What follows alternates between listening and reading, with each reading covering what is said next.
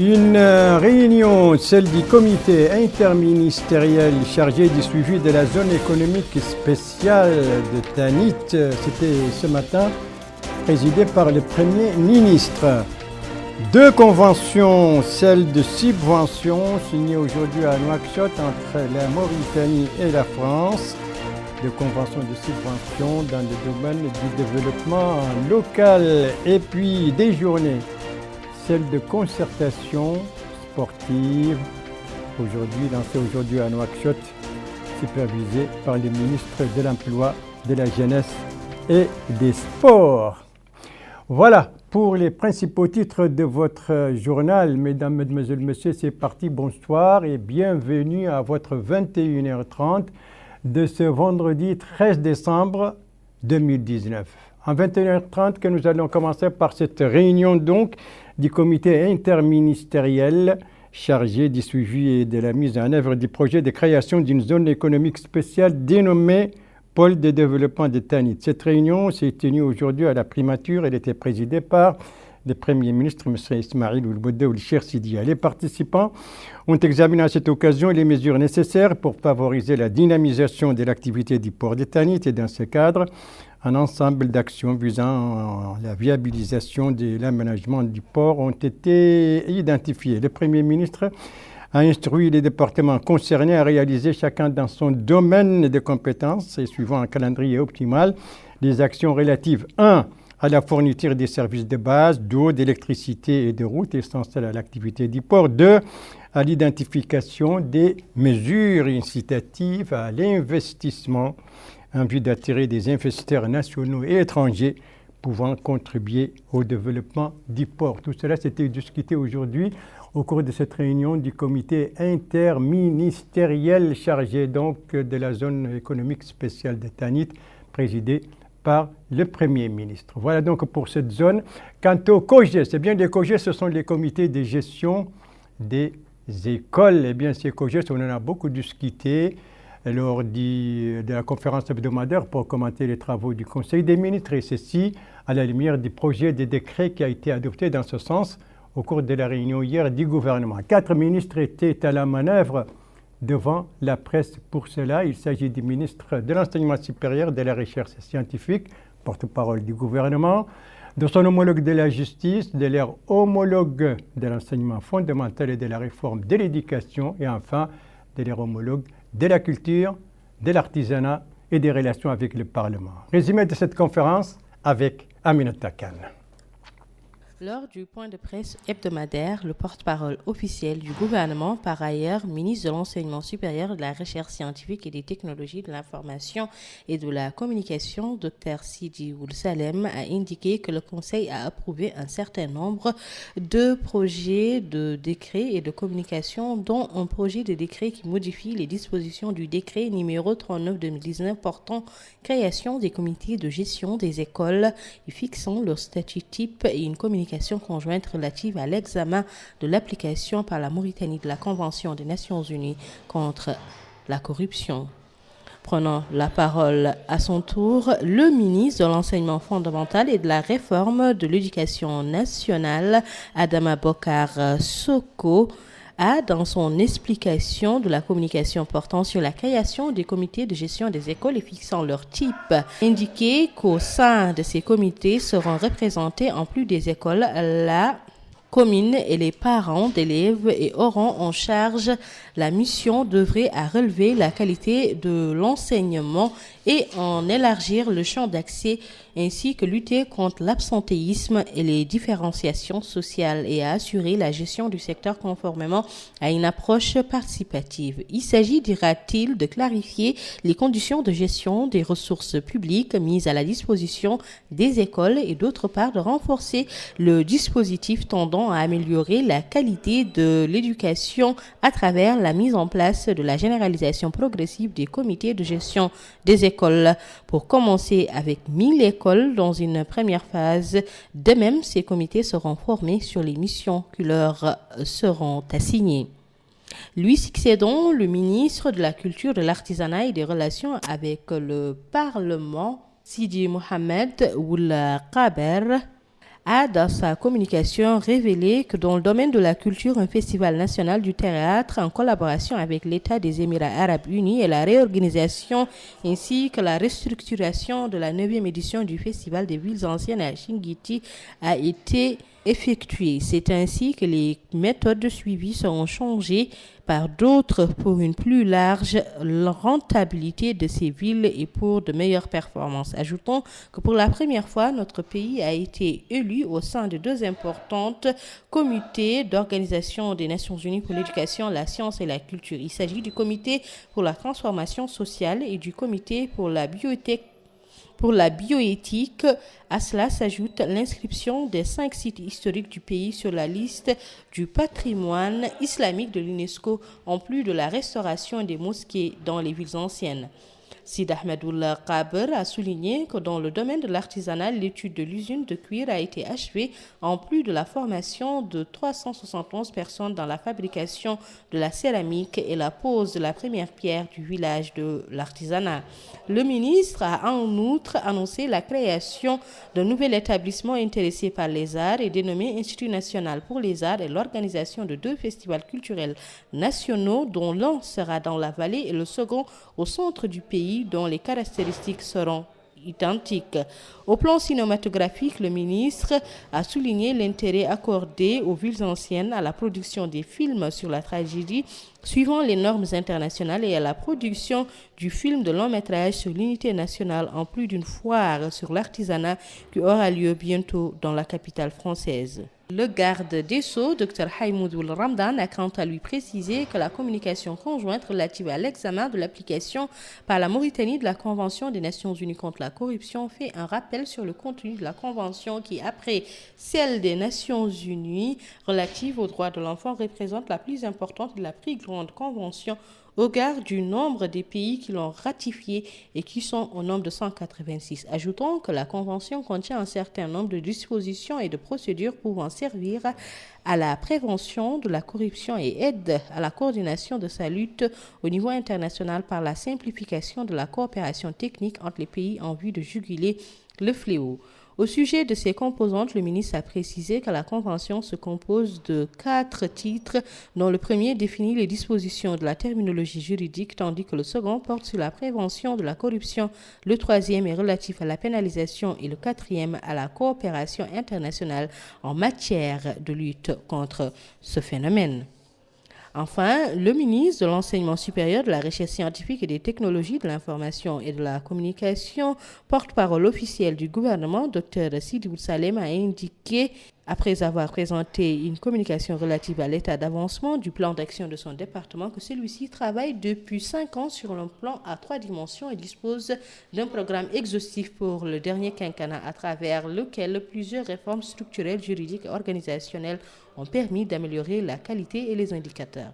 Le ministre a déclaré que l'élargissement du champ des technologies de l'information et de la communication est fondamental pour le pays et son avenir. Voilà donc pour le résumé de cette conférence hebdomadaire hier, donc pour commenter les travaux du Conseil des ministres animé donc par 4 membres du gouvernement, à savoir celui de l'enseignement supérieur, celui de la justice, celui de la culture et celui de l'enseignement fondamental. Leur homologue donc de l'économie et de l'industrie, lui, a signé ce matin à Nouakchott 2 conventions, 2 accords de subvention avec la France, signé côté donc mauritanien par lui-même et par côté français par l'ambassadeur de France et les chargés, les directeurs du département santé au niveau de l'AFD, l'Agence française de développement. Alors, à quoi sont destinés ces 2 conventions, ces 2 accords de subvention et quel est le montant de chacune d'elles? Élément de réponse avec Abdoulaye Demeba. La première convention de financement est d'environ 410 millions de la Nouvelle-Ougouya, soit l'équivalent de 10 millions d'euros, ce qui permettra d'appuyer les initiatives communales au niveau des 2 hôtes et mettre en œuvre les stratégies de développement au niveau local et régional. La seconde convention est de 16 228 000 Ougouya, soit environ 395 806 euros. Ce afin d'appuyer La cellule partenariat public-privé est favoriser le développement des projets dans ce cadre. Le ministre de l'économie et de l'industrie, Cheikh El-Kebir Moulaye Tahar, a précisé que ces projets permettront de renforcer les capacités des communes dans la préparation des stratégies de développement, améliorer la gouvernance, promouvoir la décentralisation et valoriser les ressources locales. Le lancement de ces projets, dit le ministre, vient soutenir les efforts du gouvernement dans des zones ciblées pour un décollage économique et social de ces wilayas. Cette convention de coopération qui va permettre de renforcer ce processus de décentralisation générale et de contribuer à l'amélioration durable et équitable des conditions de vie des populations de ces deux wilayas. Nous nous réjouissons par ce biais de soutenir la volonté, le volontarisme, dirais-je, de votre gouvernement, Monsieur le Ministre, pour aller de l'avant dans le processus de décentralisation et notamment des mesures très concrètes et opérationnelles prises pour le transfert non seulement des compétences, mais aussi le transfert des moyens financiers qui vont permettre aux collectivités territoriales de fournir les services publics de qualité attendus par les citoyens mauritaniens. Expertise France, membre du groupe de l'Agence française de développement AFD, accompagnera la définition d'une stratégie qui visera à encourager les agences publiques sectorielles à recourir au PPP dès que l'évaluation préalable jugera l'outil adéquat, ainsi qu'à promouvoir auprès des investisseurs privés les opportunités offertes par une collaboration avec le public.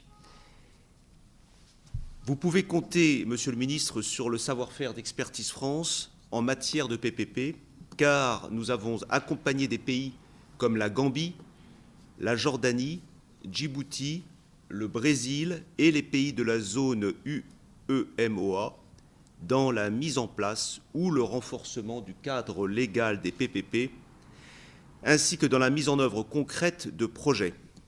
Nous allons appuyer très prochainement l'Éthiopie sur cette même thématique et nous avons également démarré récemment au Maroc un partenariat pour le coup en santé sur les PPP pour la prise en charge des insuffisances rénales chroniques. Rappelons que cet appui s'inscrit dans le cadre du programme d'investissement prioritaire du G5 Sahel qui va bénéficier à environ 700 000 personnes au niveau de 58 communes. Voilà, les PP dont on a beaucoup parlé, c'est l'abréviation de partenariat public et privé. Voilà donc pour ces deux accords signés aujourd'hui, deux accords de subvention signés entre la Mauritanie et la France dans le domaine de la décentralisation, si vous voulez, le développement local. Parlons à présent du sport avec ces journées de concertation sportive. Elles ont démarré aujourd'hui à Nouakchott, coup d'envoi donné par les ministres de l'Emploi, de la Jeunesse et des Sports. Alors, sur quoi se focalisent ces journées? Élément de réponse avec Abdelrahman Hamad. Ces journées de concertation organisées par le ministère de l'Emploi, de la Jeunesse et des Sports se focalisent sur l'élaboration d'un plan stratégique de développement pour les comités nationaux olympiques et sportifs mauritaniens pour la période 2020-2024. Prenant la parole à cette occasion, le ministre de l'Emploi, de la Jeunesse et des Sports a précisé que son département envisage de fournir des appuis aux sports qui ont réalisé des progrès sans l'appui de l'État au cours des dernières années. Dr Talib Boulsid Ahmed a reconnu que le secteur souffre d'une dégradation de ses infrastructures, s'engageant à lancer en début de 2020 le programme de réhabilitation des infrastructures sportives dans toutes les muqata'a du pays. Le ministre a promis de chercher des financements pour promouvoir le secteur, promettant de gérer le financement acquis d'une manière transparente et équitable. De son côté, le président du Comité national olympique sportif mauritanien, M. Abdelrahman Oul-Adman, a indiqué que l'organisation de ces journées de concertation traduit l'ambition du comité d'impliquer tous les membres de la famille sportive pour réaliser un diagnostic exhaustif de la situation sportive actuelle dans notre pays. Le président du comité olympique a espéré que ce diagnostic permet de déterminer les profils requis, les points faibles qu'on doit les surmonter, les opportunités à saisir et les risques à prendre en considération pour la mise en œuvre d'un plan stratégique qui soit une feuille de route pour les 4 années prochaines. L'ordre du jour de ces journées porte sur l'examen de la gouvernance sportive, le mouvement sportif national, le comité national olympique, les clubs sportifs ou encore le rôle des acteurs économiques dans le développement des sports et les défis auxquels font face les sports en Mauritanie. Voilà, après le sport, le projet médiation agro-pastorale, ça y est, c'est parti en Mauritanie donc. Et le lancement a été fait au cours d'un atelier organisé aujourd'hui par le ministère du Développement rural en collaboration avec le centre de dialogue humain qui se trouve à Genève. Précision avec Bokar Baylaba. Au Sahel, les activités agro-pastorales sont tributaires de la variabilité climatique et de l'insécurité. Ces fléaux ont perturbé les mouvements traditionnels des cheptels et ont provoqué une crise de confiance entre les communautés pastorales et agro-pastorales partageant les mêmes espaces géographiques et les mêmes ressources. C'est dans ce contexte que le Centre pour le dialogue humanitaire, sur financement de l'Union européenne, conduit un programme de médiation agro-pastorale afin d'appuyer les communautés dans leurs efforts de prévention et de gestion des conflits d'accès aux ressources naturelles. Ainsi, le secrétaire général du ministère du Développement rural, Ahmed Oulbou, a assuré aux participants de la rencontre que les recommandations seront communiquées aux autorités compétentes. Il a ajouté que le succès du projet de médiation agro-pastorale au Sahel dépend aussi du grand appui des partenaires financiers et techniques et des contributions des représentants des communautés locales à réaliser les aspirations des peuples, remerciant les partenaires au développement, en particulier l'Union européenne, les Pays-Bas et le Danemark, pour leur soutien aux pays concernés par le projet. Autre intervention, c'est celle faite par Ahmed El-Warzik, représentant du Centre pour le dialogue humanitaire en Mauritanie, qui a affirmé que notre pays, comme les autres pays du Sahel, est affecté par les changements climatiques. Une telle situation nécessite la coordination des efforts en mettant l'accent sur les concertations entre tous les acteurs concernés par l'agropastoralisme. La prévention, la consolidation de la paix, la résolution des conflits et des crises, ainsi que la stabilisation sont au cœur de l'action de l'Union européenne. On est très conscient qu'au Sahel, les activités agro-silvopastorales sont fortement tributaires de contraintes extérieures que sont la variabilité climatique, les contraintes sécuritaires, la présence de ressources, et en particulier l'eau, le pâturage, et notamment les activités pastorales qui sont extensives par leur nature et leur système de production repose avant tout sur la mobilité interne au pays, mais également sur la mobilité au-delà des frontières. L'Union européenne et ses États membres appuient la Mauritanie et les pays du Sahel à des activités de maintien de la paix à travers d'actions en appui notamment au G5, à l'Alliance Sahel, à la Force conjointe et dans l'ensemble des pays du Sahel. Mais nous sommes conscients que ces activités de maintien de la paix doivent impérativement s'associer à des activités de développement au profit direct des populations, en majorité celles des zones rurales.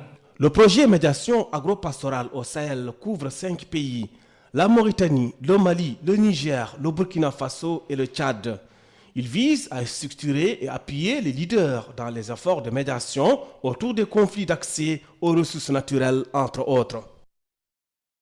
Voilà donc pour le démarrage de ce projet médiation agro-pastorale en Mauritanie. Bokar Bayleba, vous restez avec nous pour nous parler de tout à fait autre chose maintenant d'un programme tout aussi important car il s'agit de rapprocher l'administration des administrés, vous l'avez compris.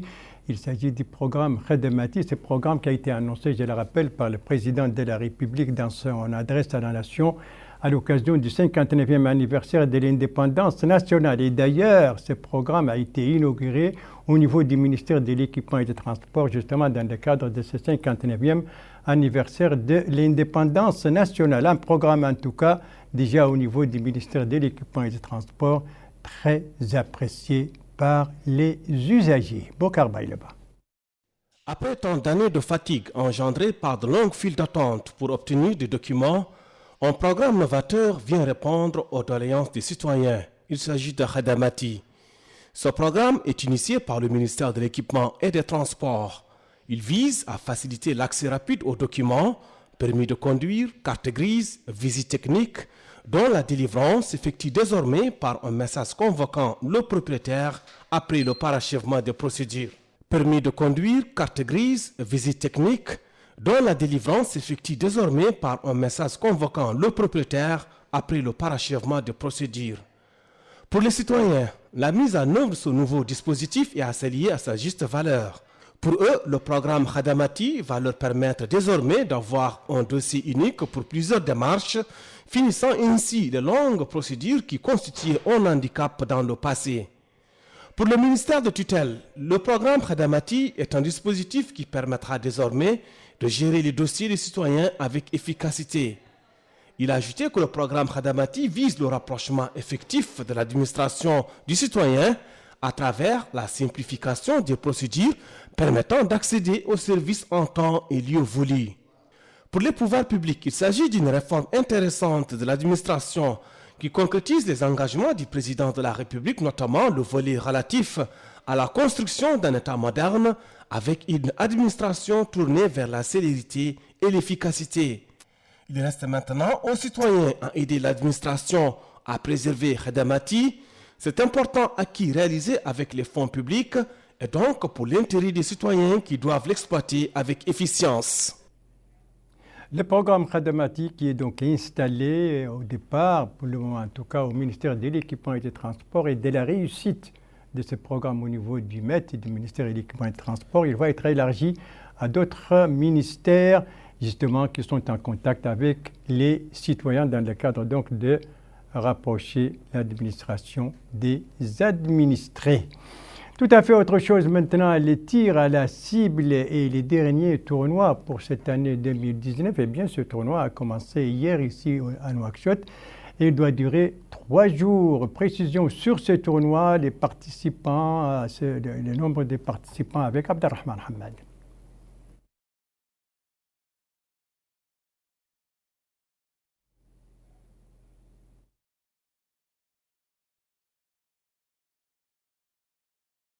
Tir à la cible organisé par le club El Ghazi à la place réservée à ce jeu traditionnel situé à l'est de Dar el-Naïm donne lieu à la participation de 40 équipes de tireurs en compétition pour remporter la coupe de ce tournoi.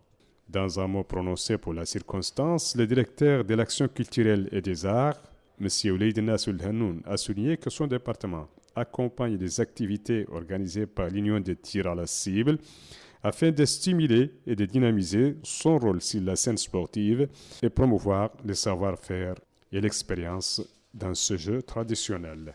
De son côté, le secrétaire général de l'Union des tirs à la cible, M. Sidina Oulabakar, a apprécié l'importance que le département de la culture accorde à ce sport en l'appuyant et en l'accompagnant dans ses diverses activités. Pour sa part, le président de la Ligue du Nord, M. Mohamed Khouna Oulzaini, a indiqué que l'Union mauritanien des tirs à la cible n'a jamais commis une erreur ni aucune violation aux lois nationales et cela grâce à la sagesse et à la rigueur de ses responsables.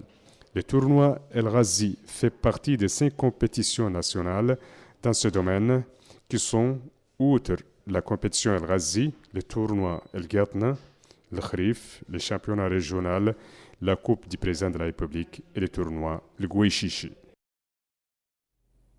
Voilà, le tournoi donc El Ghazi, dernier tournoi pour l'année 2019 du tir à la cible. Après le tir à la cible maintenant qui s'est déroulé, oui, qui se déroule en ce moment, donc dans la Muqata'a de Dar el-Naïm, eh bien on va se déplacer vers la Muqata'a de Tevrarzine qui a connu aujourd'hui une campagne d'assainissement.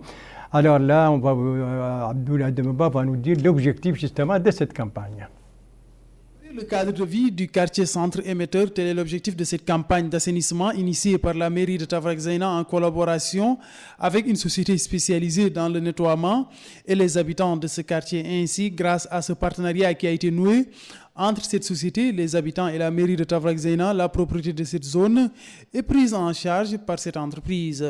Taleb Ould Mahjoub, maire de la commune de Tafraxena, a affirmé qu'ils sont venus ici aujourd'hui avec ces travailleurs pour assainir ce quartier. L'objectif, dit-il, est de permettre aux habitants de vivre dans un cadre de vie bien meilleur, ce grâce à ce partenariat avec une société spécialisée dans l'assainissement. Les travailleurs de cette société, après avoir collecté et réuni ces déchets, les emballent avant de les convoyer grâce à ce moyen de transport dont ils disposent sur les lieux. Abdallahi Ouldahi, directeur de la société Sonas, spécialisée dans le nettoiement, a affirmé qu'ils se rendent dans certains quartiers pour s'acquitter de l'assainissement de ces zones en collaboration avec les habitants. Chaque vendredi, dit-il, nous nous rendons dans un ou deux quartiers pour nettoyer les rues et artères de cette zone. Au niveau des différentes maisons des abonnés de cette société, chaque habitant dispose d'un fût.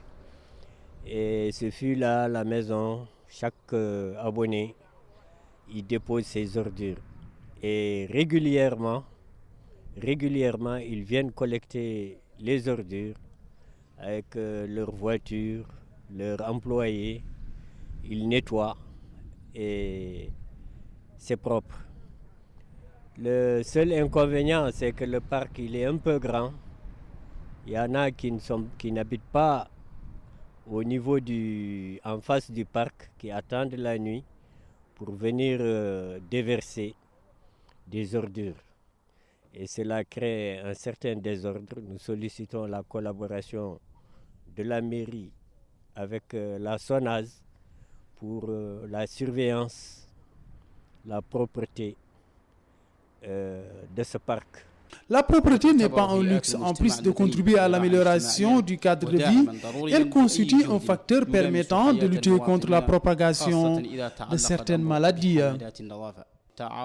Pour cette campagne donc d'assainissement au niveau de la Muqata de Tafraxena, campagne entamée aujourd'hui. Merci de suivre les JTF de Mauritanie. La suite du journal avec d'abord la culture et cette soirée organisée hier par le Centre culturel marocain en collaboration avec l'association Traversée mauritanienne. Une soirée marquée par une conférence. Le thème de cette conférence, c'est « Écrit-on pour une conscience sociale ». Cette activité entre dans le cadre de la 10e édition des rencontres hiver littéraire. Voilà. Et puis, lancement de la 4e phase du programme, du projet. Voilà les images, les voilà, du projet national Convention 4, Conventis 4, si vous voulez, un projet financé par la coopération espagnole et qui intervient ce projet dans les deux wilayas du Gorgol et du Brakna dans les domaines agricoles. L'objectif, c'est donc renforcer les capacités des agriculteurs et des paysans et leur sensibilisation autour des changements climatiques et leurs conséquences. Activité des ONG avec celle de Besma et Emel, autrement dit Sourire et Espoir. Cette ONG a organisé sa dernière campagne pour l'année de don de sang, sa campagne de don de sang pour l'année 2019. Campagne qui a eu lieu donc au niveau du Carrefour Madrid. C'est une campagne nationale organisée avec le Centre national de transfusion sanguine. C'était au Carrefour Madrid. L'objectif, la diffusion de la culture du don de sang compte tenu des besoins criants dans ce domaine dans les centres hospitaliers et les centres de santé, particulièrement pour les femmes enceintes et pour les victimes des accidents. Dernière nouvelle de ce journal, c'est l'activité du centre Teranim. Voilà, c'est une activité qui a été, c'est le centre Teranim, c'est le centre des arts populaires. Il a organisé une soirée d'El-Médih, louange du prophète Mohammed, paix et salut sur lui. C'était hier soir. Dans la Muqata'a de Nouakchott, la soirée a été marquée par la présentation d'un album de louanges avec participation des différents groupes à travers les pays, chacun avec ses spécificités. L'occasion pour les directeurs de ce centre de souligner qu'à travers ces soirées organisées, c'est mettre en exergue et renforcer chez les publics les vertus du prophète Mohammed, paix et salut sur lui. Voilà, ce journal est à présent terminé. Merci à vous, madame, mademoiselle, monsieur, de l'avoir suivi. Merci bien entendu aux équipes rédaction et techniques qui ont participé à sa conception. Je vous en rappelle les principales informations. Ça, c'était aujourd'hui à la primature et la réunion du comité interministériel chargé donc de la zone économique spéciale de Tanit, réunion présidée par le Premier ministre. Ici, ces deux conventions signées aujourd'hui à Nouakchott entre la Mauritanie et la France, signées par le ministre de l'économie et de l'industrie, l'ambassadeur de France et un représentant de l'AFD, l'Agence française de développement. Et ça, c'est ces journées de concertation sportive organisées aujourd'hui à Nouakchott, coup d'envoi donné par les ministres de l'Emploi, de la Jeunesse et des Sports. Voilà, il ne me reste plus qu'à vous souhaiter une très très bonne fin de soirée, une très très bonne fin de semaine et à vous donner rendez-vous, Inch'Allah, demain à la même heure, 21h30. Bonsoir.